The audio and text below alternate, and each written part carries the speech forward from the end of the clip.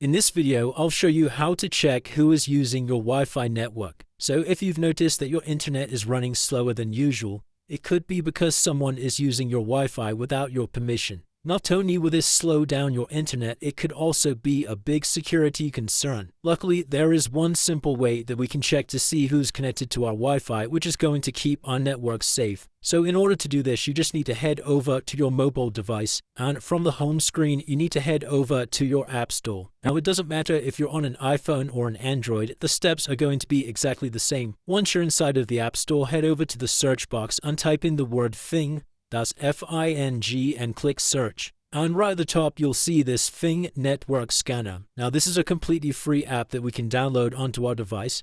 So just go ahead and press the download button and then give that a few seconds to install. Once it's finished installing, we can press the open button, and then you'll need to go through the steps on the screen. So I'm just going to press next, click on agree and continue, click on continue, select allow while using app. Now, you can create an account, but this is optional, so for now, I'm just going to select I'll think about it, click on maybe later, and finally, you'll need to select allow. Then we can press scan current network, and then this will scan your network and list all of the devices that are currently connected to your network. So you can see here that I have my iPhone and also my laptop. These generic ones listed down here aren't too much to worry about, as your iPhone can create loads of copies of these. But if you do notice a device in here that you don't recognize, like a laptop or something like that, then what I'd recommend doing is first selecting the device that you don't recognize. So I'm just going to select this laptop here. And this is going to provide a little bit more information about this device. So if you do have a laptop connected to your Wi-Fi, then you can match up the model number here to check if it's your own. You can also scroll down to manage this device, and we'll have a bunch of different tools here. So you can either remove this device to kick it off of the internet. You can also block this device amongst a bunch of different other options. Now, if you do find devices inside of here that you don't recognize, then in order to keep your network safe, I'd recommend changing the network password. This is one way to keep unauthorized people from accessing your network. You can also take this one step further by heading over to an internet browser. And then from the URL section, just type in 192.168.0.1 and hit enter. This should take you to your router's login page. If it doesn't work, then you can try changing the number to 192.168.1.1 instead of the 0. And then what you need to do is you'll need to log into your Wi-Fi router from this page. Now, if you're not sure what the password is, this will be located on the back of your router,